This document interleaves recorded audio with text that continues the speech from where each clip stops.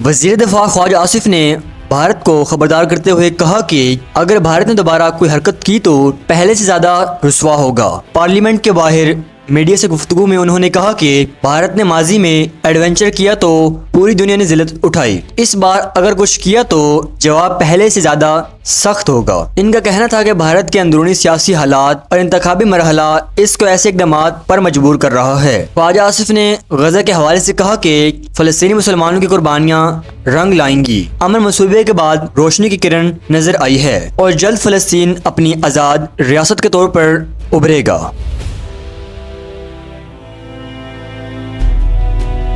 Israel ने मजीद 170 इंसानी हकूक़ के रज़ाकारों को गिरफ्तार करने के बाद मुल्क बदर कर दिया है। बैनुल अक़वामी मीडिया के मुताबिक इनमें स्वीडन की मारूफ माहौलियाती कारकुन ग्रेटा थनबर्ग भी शामिल हैं। इन रज़ाकारों का ताल्लुक यूरोप और अमेरिका के मुख्तलिफ ममालिक से था जो समूद फ्लोटिला के जरिए गजा के लिए इमदाद ले जा रहे थे। वाज़ेह है कि इसराइली बहरिया ने 1 अक्टूबर को 45 किश्तियों को रोक कर 500 से ज़ायद रज़ाकारों को गिरफ्तार किया था। पीपल्स पार्टी ने सेनेट के बाद कौमी असम्बली से भी वॉकआउट कर दिया। राजा परवेज अशरफ ने अपने खिताब में कहा कि पीपल्स पार्टी ने हमेशा मुसब्बित किरदार अदा किया है, मगर गैर जिम्मेदाराना बयानात से हमारी क़यादत की तौहीन हुई। उन्होंने कहा कि पंजाब असम्बली में हमारे लीडर की सिक्योरिटी वापस लेना अफसोसनाक है। इनका कहना था कि हम वफाक को कमजोर करने वाले नहीं बल्कि पाकिस्तान खप्पे का नारा लगाने वाले हैं। ज़राए के मुताबिक पीपल्स पार्टी ने कानून साजी में वफाकी हुकूमत के साथ देने से माजरत कर ली है। पार्टी ज़राए के मुताबिक पीपल्स पार्टी सिर्फ अलामती शिरकत करेगी मगर किसी कानून साजी में हुकूमत की हिमायत नहीं करेगी। दूसरी जानिब सदर मुमलिकत आसिफ ज़रदारी वफाक और सूबों के दरमियान लफ्ज़ी कशीदगी कम करने के लिए सरगर्म हैं। उन्होंने वज़ीर दाखिला मोहसिन नकवी को कराची तलब कर लिया है।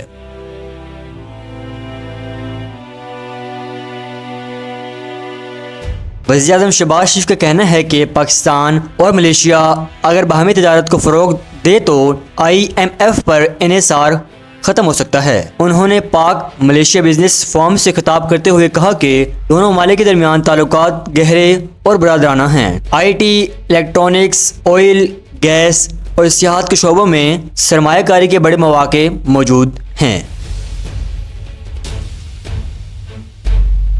साबिक स्पीकर और कौमी असम्बली और तहरीक इंसाफ के रहनुमा असद कैसर ने पीपल्स पार्टी को पेशकश करते हुए कहा कि अगर वो संजीदा हैं तो अदम एतमाद ले आएं। PTI साथ देने के लिए तैयार है। ये बयान उस वक्त सामने आया जब मुस्लिम लीग नून और पीपल्स पार्टी के दरमियान मुज़ाकरात बेनतीजा खत्म हो गए। पीपल्स पार्टी ने कोरम की निशानदेही के बाद कौमी असम्बली से वॉकआउट किया जिस पर इजलास मुलतवी कर दिया गया।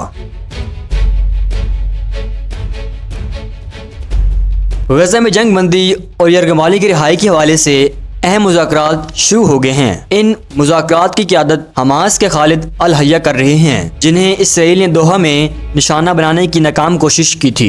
ये मुज़ाकरात अमेरिकी सदर डोनाल्ड ट्रंप के 20 नकाती अमन मंसूबे के तहत हो रहे हैं जिसकी निगरानी खुद ट्रंप कर रहे हैं। ज़राए के मुताबिक पहले मरहले में यरगमाली की रिहाई और इसराइली फ़ौज की महदूद वापसी पर बातचीत होगी।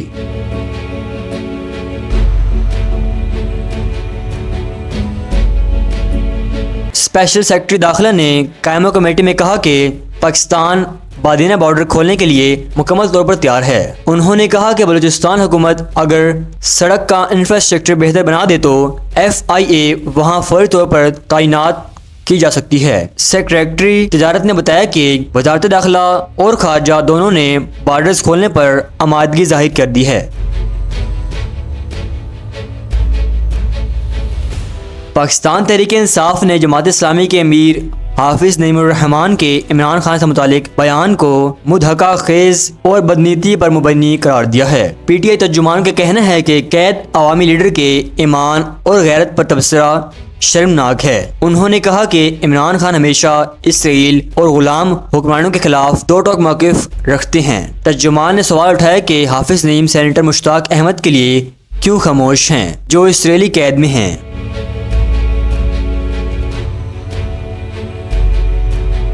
गजा के लिए इमदाद ले जाने वाले मिशन ग्लोबल समूह फ्लोटिला में शरीक पाकिस्तानी नौजवान सैयद मोहम्मद अजीजुद्दीन इसराइली मुहासरा तोड़कर वतन वापसी पहुंच गए। इनकी वतन वापसी पर लाहौर में पुरतपाक इस्तकबाल किया गया। अजीजुद्दीन ने बताया कि वो कश्ती जिनमें वो सवार थे इसराइली फोर्स के मुहासरे से बचकर ट्यूनिस पहुंचने में कामयाब हुए। उन्होंने कहा कि फ़लस्तीन का मसला मेरे दिल के करीब है और हमसे जो कुछ मुमकिन था वो किया।